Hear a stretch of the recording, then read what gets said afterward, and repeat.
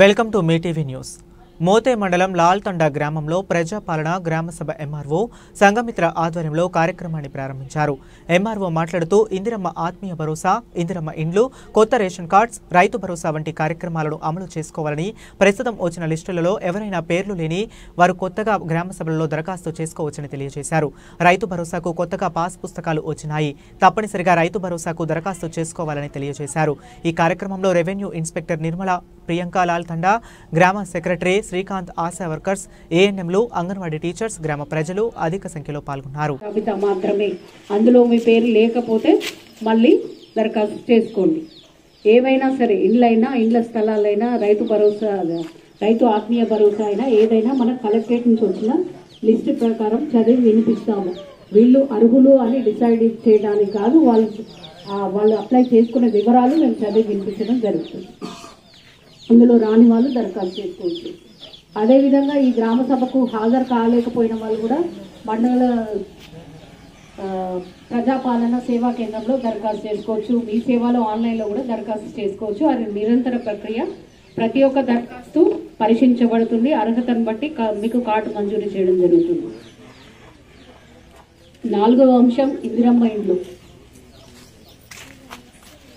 ఇందిరమ్మ ఇండ్లు కూడా మీరు 2023లో ప్రజాపాలనలో భాగంగా మీరు దరఖాస్తు చేసుకున్నారు. అదే జాబితా ఇప్పుడు చదివి వినిపిస్తారు. ఇంకొకటి, ఈ గ్రామం ఇందిరమ్మ ఇండ్లలో 2 రకాలు పనిచేస్తుంటే మాత్రం ఒకవేళ ఈ లిస్ట్ లో పేరు రాకపోతే మీరు దరఖాస్తులు ఇవ్వండి, మీ పేర్లు కూడా ఎలిజిబుల్ ఆన్లైన్ కొట్టిస్తాం. నెక్స్ట్, నూతన రేషన్ కార్డు అంటే కులగన్న సర్వేలో రేషన్ కార్డు లేకుండా 00 పెట్టిన వాళ్ళకి మన గ్రామానికి 15 మంజూరు అయినాయండి. దీన్ని బడావత్ నవీను, బడావత్ లాలు ప్రసాద్, బానోత్ కోటేశ్వరరావు, బానోత్ నెహ్రూ, బానోత్ వీరన్న, బానోత్ రామదాసు, బానోత్ కిషోరు, బానోత్ నాగి, బానోత్ భారతి, బానోత్ భాస్కర్, బానోత్ భద్రు, గుగ్లోత్ సురేష్, బానోత్ ఈశ్వర్ ప్రతాప్ సింగ్, బానోత్ తావూరియా, బానోత్ వీరన్న, బానోత్ దేవేందర్, వీళ్ళు వచ్చాయండి. వీళ్ళలో ఎవరైనా అనర్హులు ఉంటే చెప్పండి, ఇనెలిజిబుల్ కొట్టేస్తాం.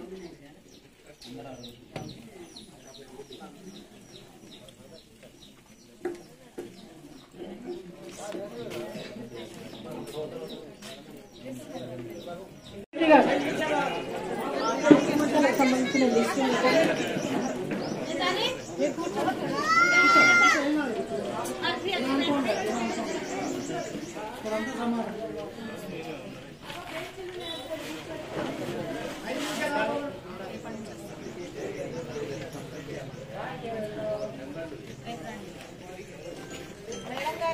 ప్రజాపాలన గ్రామం. అందరూ దయచేసి నిశ్శబ్దంగా వినాలి.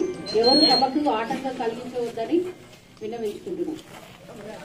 ప్రజాపాలన గ్రామ సభకు విచ్చేసినటువంటి గ్రామంలో నివసిస్తున్నటువంటి ప్రజలందరికీ నమస్కారాలు.